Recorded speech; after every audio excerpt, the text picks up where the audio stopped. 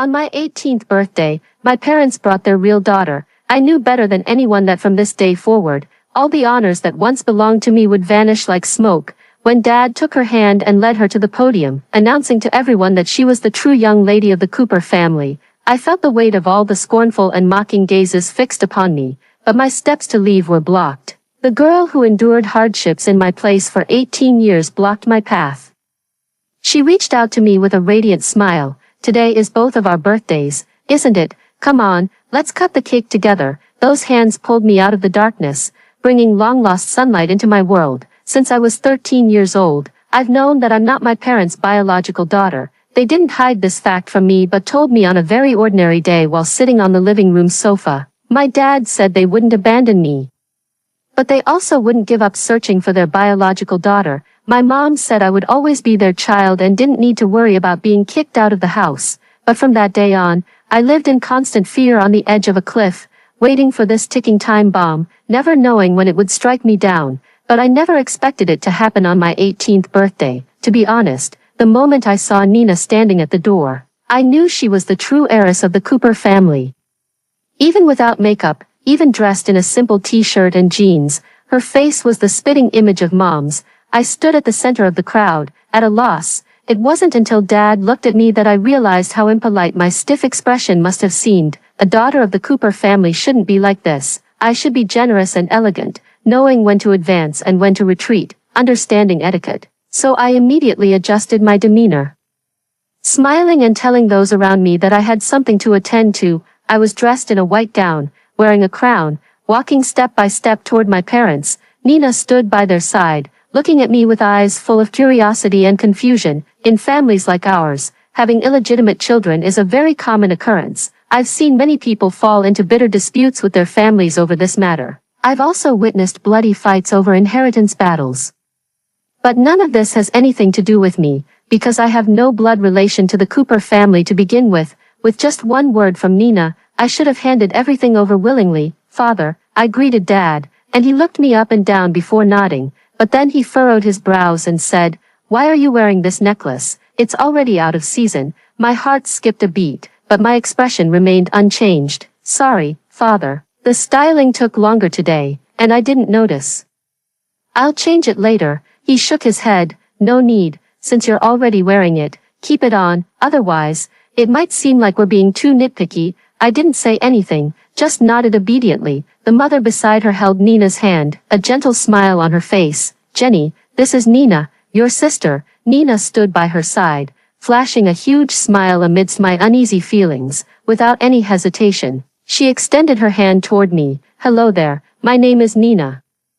Those hands were not the pampered kind. They bore some calluses, though I couldn't tell what had caused them. "I think she hasn't had a good life these past 18 years. All of this suffering was endured for my sake." I held her hand and said, "Hello, my name is Jenny." Much later, Nina would recall this day, saying she had never seen a girl who resembled a Barbie doll more than I did. She said that the moment she first saw me, she knew she liked me very much. The official start of the banquet was originally supposed to feature my speech on stage, but now that Nina had arrived, it was only natural to replace me. Father led her onto the stage and introduced her to everyone as Nina, their daughter who had been lost for 18 years. At that moment, I stood below the stage, like Cinderella after midnight. Nina wore a smile on her face, showing no sign of stage fright, listening to the whispers around me. I fought back the tears in my eyes and turned to leave the situation that left me at a loss, but Nina called out to me. She walked all the way from the stage to my side, beaming at me with a radiant smile. "Big sister, where are you going? Shouldn't we be cutting the cake now?" I admit, I am a selfish person. I don't want anyone interfering with my life that was supposed to be smooth sailing, but when it comes to Nina, I can't even bring myself to think like a malicious supporting character. She's so generous, so radiant, as if bewitched by some enchantress. I reached out my hand toward her. Father didn't explicitly say I wasn't a child of the Cooper family, but most people present were shrewd enough to guess the truth. After the banquet ended, I removed my makeup and sat on the sofa with Nina, while our parents sat across from us. When they looked at Nina, their eyes were filled with the joy of having recovered something precious. "Nina, you've had a hard time these years. I heard you've been living a difficult life." Her mother held her hand. tears glistening in her eyes as she spoke these words. Sitting beside Nina, I felt my face burning and couldn't help but clench my hands tightly. She would surely complain, wouldn't she? She would talk about how miserable her life had been all these years, and then she and her mother would cry in each other's arms. And I will become the sinner who has occupied her identity for so many years. Hard work, not at all. I suddenly looked at Nina, her face still wearing that beautiful smile. Those eyes, 80% resembling my mother's, were filled with laughter. Although our family didn't have much money, my parents never let me suffer while they were alive. After they passed away, I lived with my grandmother, who was also very kind to me. I was quite happy. Nina's voice was so matter-of-fact, as if those days had never brought her any loss or regret. Holding her mother's hand, she said softly, "The baby mix-up back then was just an accident. You and Dad shouldn't blame yourselves. Look, I've returned safe and sound, haven't I?" Mother wiped the tears from the corners of her eyes and kept nodding in agreement with her words. Father told her that he had already arranged her transfer, and starting tomorrow, she would be in the same class as me. As he said this, he gave me a warning glance. I quickly suppressed the bitterness in my heart and smiled at him. "I understand, Father."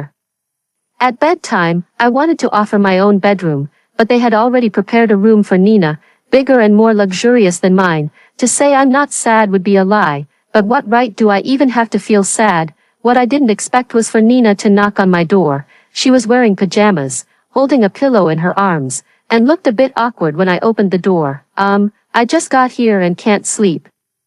"Can I sleep with you?" I was stunned. As the only daughter of the Cooper family, I'd been raised to be independent since childhood. It's been years since I last shared a bed with someone, but I still nodded. Nina, overjoyed by my consent, climbed onto my bed. No wonder it's a wealthy family. Even the bed is softer than mine. Hearing this, my heart ached even more. "I'm sorry. If it weren't for me, all of this should have been yours." Nina widened her eyes, her face full of confusion. "Why would you say that? This has nothing to do with you. It's not like you climbed next to me and switched places. Besides, if you put it that way, I've been enjoying our parents' love on your behalf for over a decade. My biological parents passed away in a plane crash 4 years ago. Sadly, I never got to see what they looked like in person in this lifetime."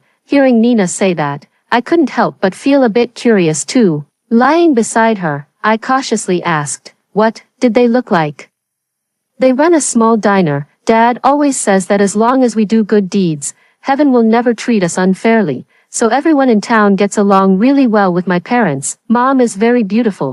Though she always complains that Dad is hopeless, she actually treats him really well, always ironing his clothes and polishing his shoes. When I was little, Dad would personally cook longevity noodles for me every birthday, and Mom would buy me a doll to sleep with." Nina's tone carried nostalgia, her expression soft and her voice cheerful. I could tell she truly loved them. Perhaps because of Nina, I actually dreamed about my biological parents whom I've never met. The high school I attended was a private one, where every student came from rather extraordinary backgrounds and excelled academically. You could say we were being groomed to be successors. Nina caused a sensation on her very first day at school. I watched her standing on the podium introducing herself, though dressed plainly. The light in her eyes was impossible to conceal. "Jenny, looks like the Cooper family is about to abandon you. You might as well get lost now." Discordant voice rang out. It was Linda, sitting in front of me. She's always had it in for me, but really, it's just because the guy she liked confessed to me and I turned him down. I listened to the unpleasant words coming out of her mouth, but my expression didn't change in the slightest. "My father once told me that anyone who slanders me is simply not as good as I am, so, don't stoop to their level, don't lower your own worth, stop pretending to be some rich heiress, don't think we don't know, you're just a fake. Sooner or later, Lucas will break off the engagement with you." Linda didn't hesitate to roll her eyes. My hands clutched the hem of my clothes as I tried hard to calm myself down. "Lucas and I have been engaged since childhood, but to be honest, the one who should have been engaged to him is the eldest daughter of the Cooper family. Now that Nina is back, maybe, just as Linda said, I should return what isn't mine. Where did this dead fat pig come from, grunting and stinking up the place?" I looked up just in time to see Nina frowning as she sat down beside me. Linda's face darkened as she pointed at Nina's nose. "You, how dare a nobody from some backwater town insult me?" Nina crossed her arms and leaned back in her chair, raising an eyebrow. "Yeah, I'm insulting you. What are you gonna do about it? Go ahead and sue me if you can. Linda naturally didn't dare to say anything. After all, despite her arrogance, the Lin family's business was still far behind the Cooper family's. I tugged at Nina's clothes, signaling her not to escalate the situation. She glanced at me and closed her mouth. But as soon as the class started, Nina slumped onto the desk and began snoring loudly. I'm used to being a well-behaved child, so seeing her like this felt a bit unfamiliar. I reached out and tugged at her clothes. What's wrong? Nina opened her eyes and looked at me. You're sleeping in class, not paying attention. She shrugged indifferently. Even if I listened, I wouldn't understand. Why didn't you fight back just now? Father said that daughters of the Cooper family must be polite and well-behaved. Nina frowned. Enduring insults without retaliation is called cowardice. I wanted to say more, but seeing Nina already covering her head with her clothes, completely detached from the world, I closed my mouth. The bell for the end of class had just rung when I saw Lucas at the classroom door. As always, he looked cool yet gentle. I liked Lucas. After all, few people didn't. He stood at the classroom door, his gaze overflowing with tenderness when he looked at me. How did you get here? I walked up to Lucas and looked up at him. He took a small box out of his pocket and handed it to me. I couldn't get away yesterday and missed your coming-of-age ceremony. This is my belated gift. Lucas had never missed any of my birthdays before. I carefully put the gift away and smiled at him. Thank you. All these years, I've never expressed my feelings for Lucas, but I think we both knew it deep down. He patted my head and said, I heard something happened at the coming-of-age ceremony yesterday. As expected, he brought it up. I don't know how Lucas truly feels about me, but I don't want to hide anything from him, even if the price of telling the truth is losing him. I took a deep breath, nodded, and then told him the whole story. When I finished speaking the last sentence, Lucas stood in front of me without saying a word for a long time. My heart was in turmoil with his silence, until he let out a light laugh. Why do you look so scared? What are you afraid of, Jenny? Behind Lucas was an endless blue sky. He looked at me, the smile on his lips so gentle. You are Jenny, no matter what. Always my Jenny. My face remained flushed until all the morning classes were over. Nina said I looked like a ripe watermelon, yet, before the lunch break even arrived, I ran into the person I least wanted to see. Jenny, long time no see. Jack, looking at the slouching boy in front of me, his face still bearing scars. I instinctively took a step back and shielded Nina behind me. Jack was notorious in school as a playboy. Unlike Linda and others who only talked big, his temper and ferocity were already terrifying for someone his age. My deep-seated grudge with him started a year ago when I reported his schoolyard fight to Uncle James. From that moment on, Jack became convinced that I couldn't stand to see him live well. Jack jumped down from the fence and walked up to me. I heard something big happened while I was away. His gaze swept past me and landed on Nina. So this is your dear sister, the real daughter of the Cooper family. I didn't say a word, just stared at him intently. Jenny, why are you looking at me like that? I'm not going to eat you. Jack leaned in close to me and blinked. Don't worry, I won't do anything to you, as long as you remain the daughter of the Cooper family. I can't lay a hand on you, so, you'd better pray that you're never abandoned by the Cooper family. Jack's words clung to me like a curse, but he had already walked away with his hands in his pockets. Who is he? Nina watched Jack's retreating figure, her expression unusually grave for the first time. I let out a long sigh. The young master of the James family. Don't cross him. If he latches onto you, you'll be lucky to escape with just a layer of skin missing. Nina nodded thoughtfully, but the next second, her usual smile returned. Let's go, sis. I'm hungry. I want to eat something. Her hand held mine, its warmth surpassing even that of an April spring day. Lucas ended up appearing in my living room after all, along with his parents. When he saw me, Lucas shrugged helplessly and gave me a reassuring look. I sat down next to my parents with Nina. Uncle Lincoln's gaze fell on Nina, and he smiled warmly. This must be Nina, right? You look just like your mom. Nina nodded with a smile, saying nothing. They were discussing business matters, which wasn't something we could interrupt. Bored, I sat there spacing out when I noticed a peeled orange being handed to me. Even the white silk threads above had been meticulously cleaned away. I looked up and fell into Lucas's gentle gaze. All sounds vanished with his movement. Blushing, I took the orange from him and whispered a soft, thank you. These two kids really get along well, don't they? Uncle Lincoln spoke with a smile, but his gaze settled on Nina. It's just that back then, when we got engaged, It was supposed to be a daughter of the Cooper family. Now, he didn't finish his sentence, but my heart leaped into my throat. I looked at Lucas, who clearly hadn't expected Uncle Lincoln to suddenly challenge him. His brows were furrowed, his face full of anger. Father didn't speak immediately. Instead, it was Nina beside me who slammed the table and stood up. What do you mean? You're not expecting me to get engaged to him, are you? Her voice caught everyone's attention, and her mother reached out to grab her. Nina, you can't speak so loudly. It's very rude. Nina widened her eyes, clearly not intending to back down. Rude? You're all trying to arrange a marriage for me, and I'm supposed to be polite. She watched as her father took a deep breath to calm himself. I came back because you said you're my biological parents. But that doesn't mean I'll let you control my life. I won't get engaged, no matter who it is. I am too. Lucas's voice was grave. The first time he had shown such an expression, his gaze toward Uncle Lincoln devoid of its usual warmth. Jenny and I grew up together. I like her very much. Not just anyone can be my wife. This was the first time Lucas had openly admitted his feelings for me. Though I know the timing is inappropriate, my heart inexplicably starts racing. Now, all eyes are fixed on me. Father looks at me, his gaze icy. Jenny, what are you thinking? I know exactly what answer Father expects from me. Just as he had always told me, I should understand the big picture, know etiquette, and strive for the highest interests of the family. I'm not Jenny, I'm from the Cooper family. But this time, I don't want to say every word according to his thoughts. I looked at Nina, who was facing me with encouragement in her eyes. I don't want to. This was the first time I had ever defied my parents' decision. In the end, no conclusion was reached on this matter. The four adults unanimously decided to discuss it later. As Lucas passed by me before leaving, he gave my hand a squeeze. I know he was telling me he wouldn't compromise. Neither will I. After they left, I turned around and met my father's furious gaze. Kneel down. I walked step by step to the sofa and knelt before my father.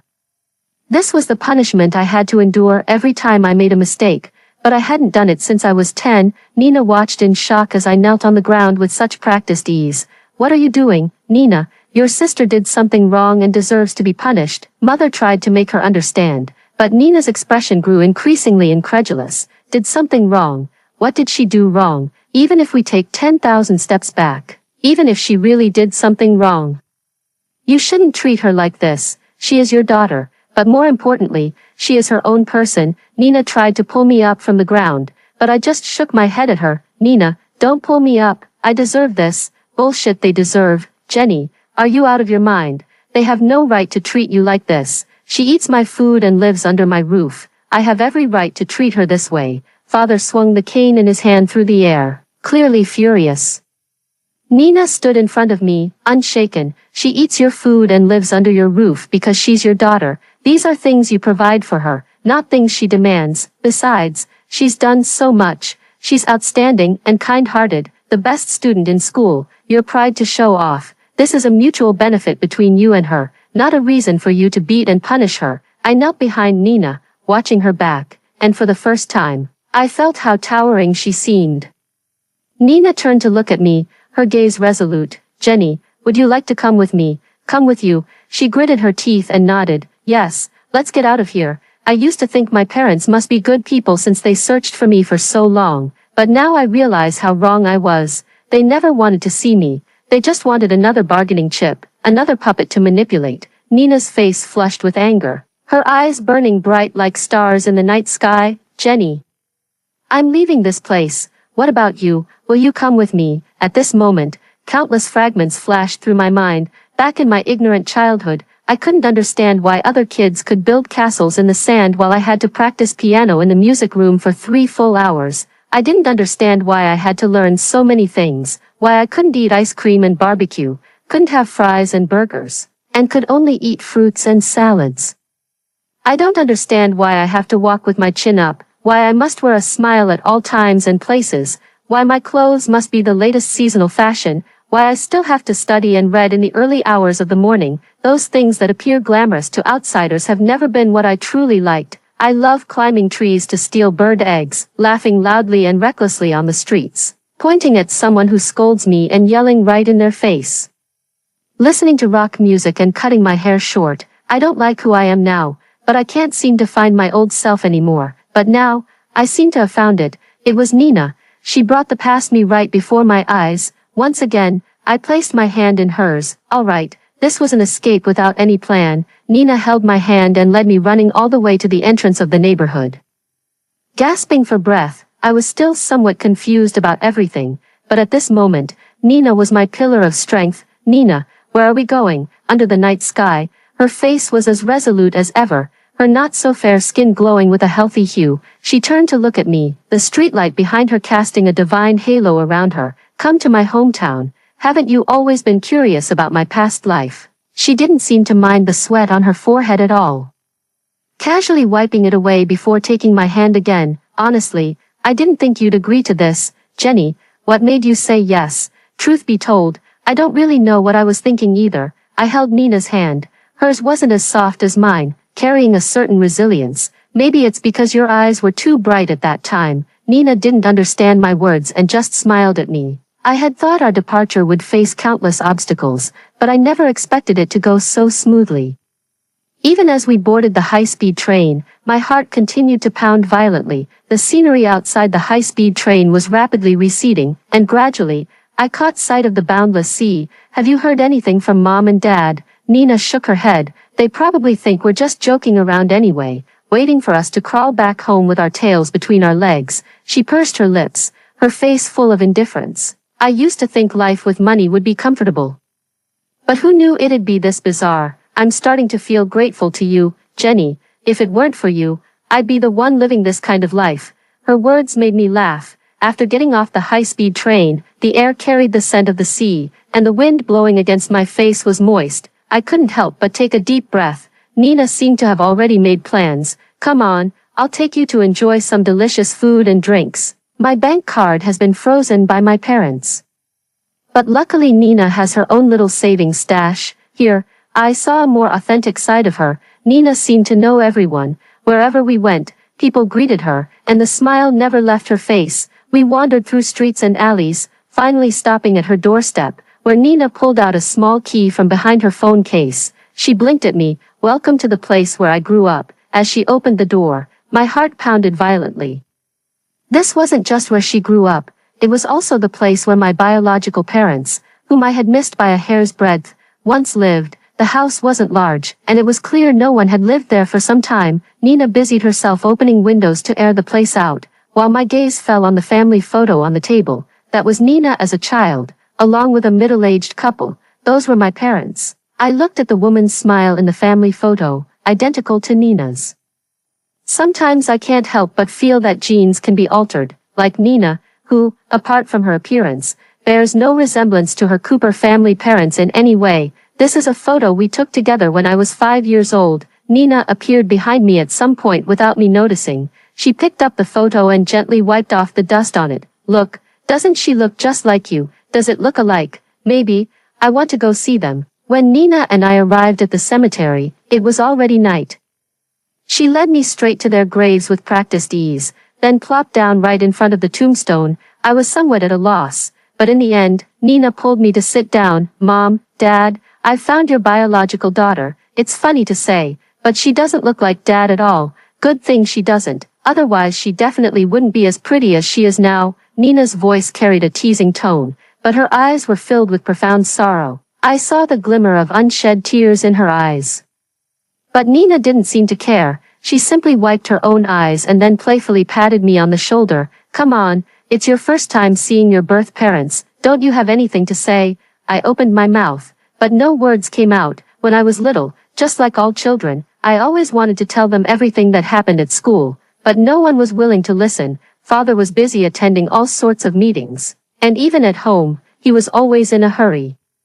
Mother was a noblewoman adorned with expensive jewelry, constantly occupied with parties and afternoon teas, only inquiring about my grades when she saw me. In truth, I spent more time with my tutors and nannies than I did with them. Over time, I became somewhat unsure of how to communicate with people, but under Nina's encouraging gaze, I really didn't want to let her down. Mom, Dad, I'm Jenny. After struggling for a long time, all I managed to say was a simple self-introduction. Nina clicked her tongue in dissatisfaction. What are you even saying? Let me say it for you. Mom, Dad, don't think Jenny can't speak. She's amazing, really outstanding. Definitely better than me. She ranks first in the whole school every year in exams. She's beautiful, always speaks softly, and I've never seen her get angry with anyone. Plus, she can play the piano, draw, and dance. She's practically a prodigy. If you were still alive, you'd definitely be proud of her. I stared blankly at Nina's animated profile, feeling endless bitterness in my heart. Proud of me? No one has ever been proud of me. They only think getting first place is what I should do. Only when my grades slip do I receive dissatisfied scoldings. They would only think that I was born to be this outstanding, because I am a daughter of the Cooper family, their child, with so many eyes watching me. I should be this perfect version of myself. No one has ever said they were proud of me. Ha! Why are you crying? Nina looked at me, her gaze filled with surprise. I reached out to touch my face, only to realize it was wet with tears. Yeah, why was I crying? I don't know either. I shook my head and forced a smile. I don't know either. Maybe, because I'm just too happy. You're such an idiot. Why would you cry from happiness? Nina stood up and brushed off her pants. Let's go, little crybaby. Big sister will take you to eat. I'm your older sister. Pfft. We were born on the same day. Who's the older sister is still up for debate. I followed beside Nina, watching her bounce along, and felt that perhaps this wasn't so bad after all. But I underestimated my parents, or rather, I underestimated my own usefulness to them. It was a week later when Cooper's parents came knocking. They didn't come to me personally, but sent people to block the doorway instead. At that time, Nina had gone downstairs to buy me breakfast, seeing those tall, strong men at my doorstep. I knew there was no chance for me to escape. What are you here for? The master and madam have sent us to bring you back. I cautiously took a step back. Where's Nina? They only asked us to bring you back. I understood what father meant. Nina had been abandoned. She was too independent-minded and rebellious. Such a person wasn't the ideal daughter in their eyes. But I was different. Having grown up in that environment, compromise and suppressing my true nature were things I'd learned from birth. They were certain I would go back, and that everything would return to its rightful place. But they never understood me. I know, but I need to tell Nina. I'll leave a note. Wait for me at the door. They exchanged a glance, hesitation evident in their eyes.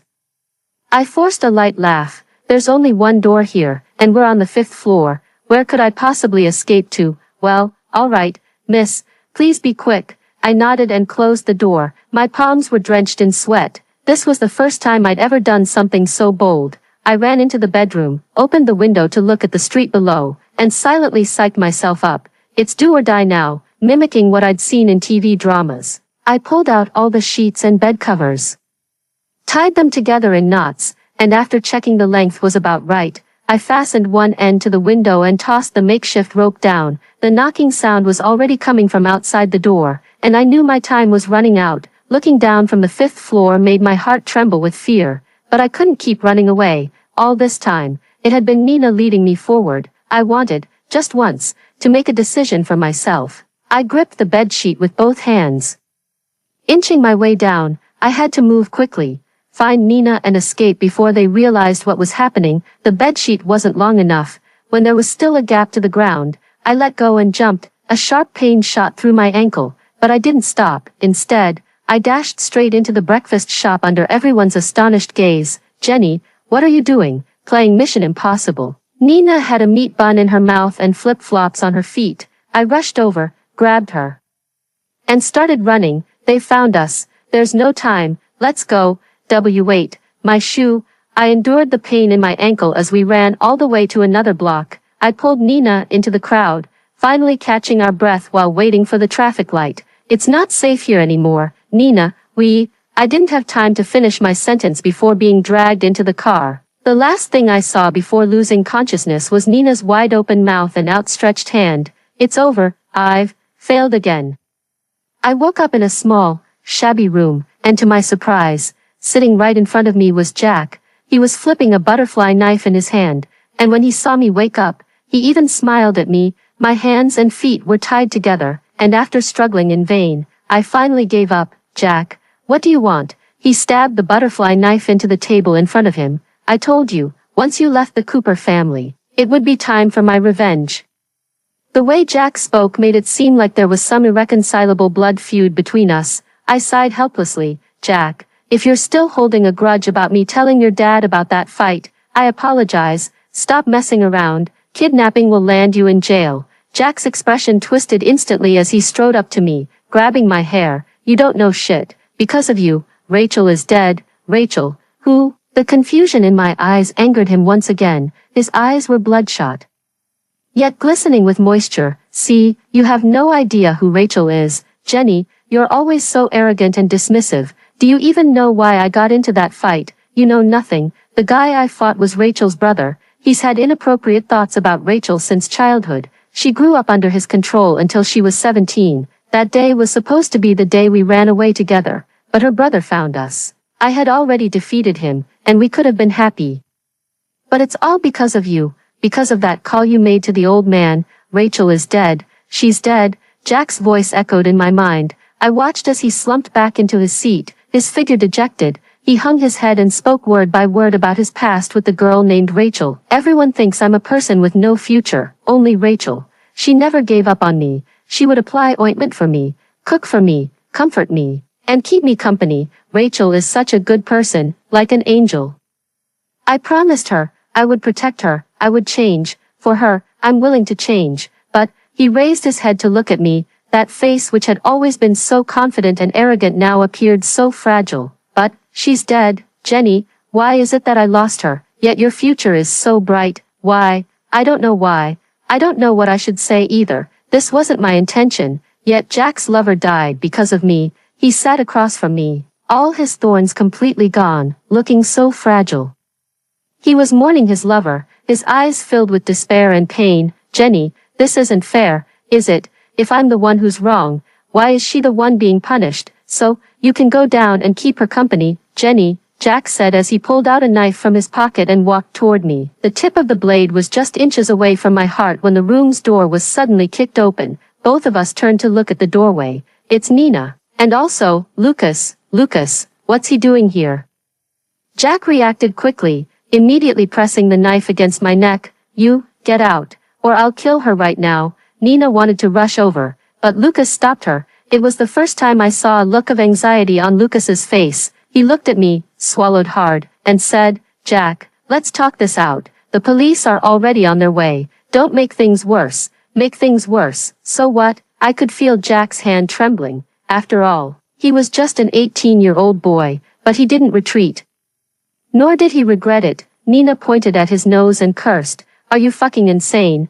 If you're sick, go see a doctor instead of acting crazy here. Jack, I'm telling you, if you dare hurt Jenny, I swear I won't let you get away with it. Jack chuckled softly in my ear. See, Jenny, you have so many people protecting you, but Rachel, she only has me. The scene from that night flashed through my mind once again. It was a rainy night when I saw Jack emerge from the alley, his face covered in blood, and behind him, a man shakily getting to his feet. I also saw the glint of the silver blade in that man's hand. Actually, Jack and I didn't have much interaction, but I didn't want to see someone die in front of me either, so I called out his name. That shout scared off the man holding the knife. Afterward, I was still shaken and told Uncle James, just hoping he could protect his son better. I never thought this matter would lead to the death of another girl, Jack. I'm sorry, I didn't know my actions would cost you the person you loved, but if I had to do it again, I would still make the same choice. I couldn't bear to watch you die in front of me. Jack's body stiffened for a moment. What do you mean, I died in front of you? I took a deep breath and revealed all the truth I had witnessed that night. Jack's breathing grew heavy. I don't believe it. You're just trying to save your own life. You have no proof. If you don't believe me, go check the surveillance footage from the convenience store across the street that night. I've never thought you were hopeless, Jack. Nor have I ever been the flawless young lady you imagine me to be. Just like you, I'm a victim of family interests. A puppet with no control over my own strings, taking advantage of Jack's momentary daze. Nina delivered a flying kick that sent him tumbling, then swiftly pulled me to safety. Watching everything unfold in astonishment, I realized for the first time that there was so much more to discover about this sister of mine. Lucas, what brings you here? Nina called me. I took the first flight here. Are you okay? He grabbed my shoulders, his eyes piercing through me. I shook my head. The sound of police cars echoed outside. Jack stood up from the ground, gave me one last look, and said, I'll get to the bottom of this. He escaped through the window. Nina and I met Cooper's parents at the police station. They seemed to have rushed over overnight. Their faces darkened the moment they saw me. Mr. Cooper stood before me, looking down with a gaze full of scornful mockery. So you've grown wings, daring to run away from home. This is the consequence, Jenny. Is this how we raised you? Come back with us, Mrs. Cooper sat beside me, holding my hand, and I could catch the faint scent of her perfume. See, even upon hearing the news of my kidnapping, they still had time to dress impeccably, never letting the Cooper family's dignity slip. This is my parents. First the face of the Cooper family, and only then, my parents. Nina snatched my hand away from Mrs. Cooper. She stood up, blocking the space between me and Mr. Cooper, utterly unafraid of his authority. She's not going with you. None of us are going with you. Absurd. We never should have brought you back in the first place. Look at what you've turned Jenny into. Mr. Cooper's voice was filled with dissatisfaction and anger. In the past, if I had heard such a tone from him, I would have been scrambling to apologize. But now, my heart remained utterly calm, only feeling a touch of sorrow. I stood up, standing beside Nina, quietly gazing at the man before me. Every girl probably had a hero complex about her father in childhood, and I once did too. In the distant past, my father was the omnipotent hero in my world, but later I realized he was a hero to many, except for me. Father, do you remember what happened when I was 6 years old? He furrowed his brows, looking as if he was trying his hardest to think, but I knew he wouldn't remember. I laughed. But as I laughed, I felt my vision gradually blurring, my voice began to choke up.